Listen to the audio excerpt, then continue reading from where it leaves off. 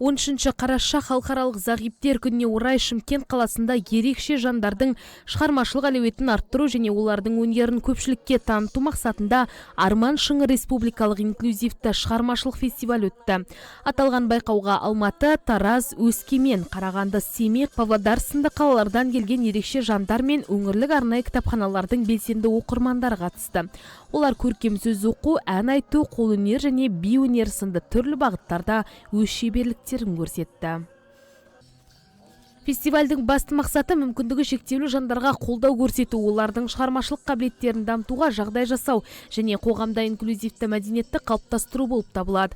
Ұйымдастырушылардың айтуынша бұл шара жыл сайын дәстүрлі түрде өткізіліп келеді. Ал биылғы фестивальдің ерекшелігі номинациялар санының көбеюінде.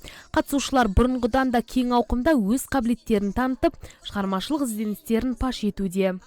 Ондай іс-шаралар бізде жылда өткізіліп отырады. Именно осы халықаралық зағиптар күніне арналған. Биылғы ерекшелігі бізде Арман шыңы бұл фестиваль 5 номинациядан болып тұр. Жылда 3 номинация аз болатын. Бүгін осы жылы біз 5 номинация қылып отырмыз. Қол өнері бар ішінде, жаңағы өзінің таланттарын көрсетуге жан-жақты ашылсын деп ұйымдастырып отырмыз. Өздерінің өнерін көрсетіп, осы өмірде өздерінің орны бар, мындай қолымыздан келеді деген дәлелдеп соны ұйымдастырып отырмыз сол мәселе бойынша. Байқауға арнайы Семей қаласынан келген қатысушы Мереке Алмұратов та өз бағын сынады. Ол театр бағыты бойынша сынға түсіп, көрермендерге әсерлі әзіл монологын ұсынды.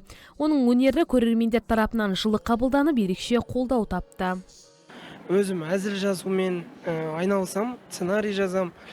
Бүгінгі Арман шыңы байқауына әзіл монолог жазып алып келдім. Ерекшелік болсын, сәл өзгешелік болсын деп.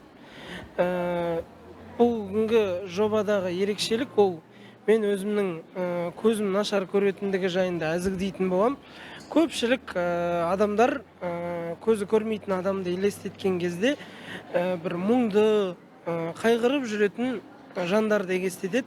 Бірақ мен оның олай емес екенін, керісінше әзілге, күлкіге жақын екендігін дәлелдеу үшін келдім.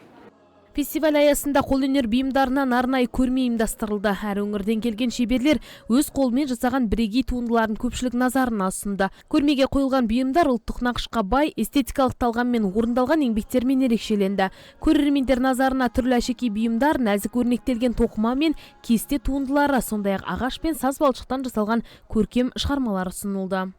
Бұл жұмыспен айналысып жатқаныма 3 ай болды. Бірақ көпшілік арманым осыны істеу, мен көпшілік арманым істеп жатқаныма 3 ай болды. Осы жұмысыммен осындай жерге келіп отырғаныма қуаныштымын.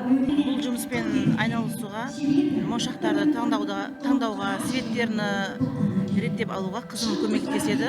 Өзім істеймін. Бұл жұмысты дөңгелетіп алып кетіп, Құдай қаласа кәсіпке айналдырғым келеді. Айта кетейік, фестиваль қорытындысы бойынша өз өнерімен көзге түскен қатысушылар түрлі аталымдар бойынша марапатталды. Үздік өнер көрсеткен өнерпаздарға алғыс хаттар, дипломдар және естелік сыйлықтар табыс етілді. Бұл шара ерекше жандардың шығармашылығын қолдап, олардың қоғам өміріне белсене араласуына зор мүмкіндік берері анық. Қарлығаш Байгөбек, Руслан Насиров, Нұрлан Алтынбек, Әділет ақпарат.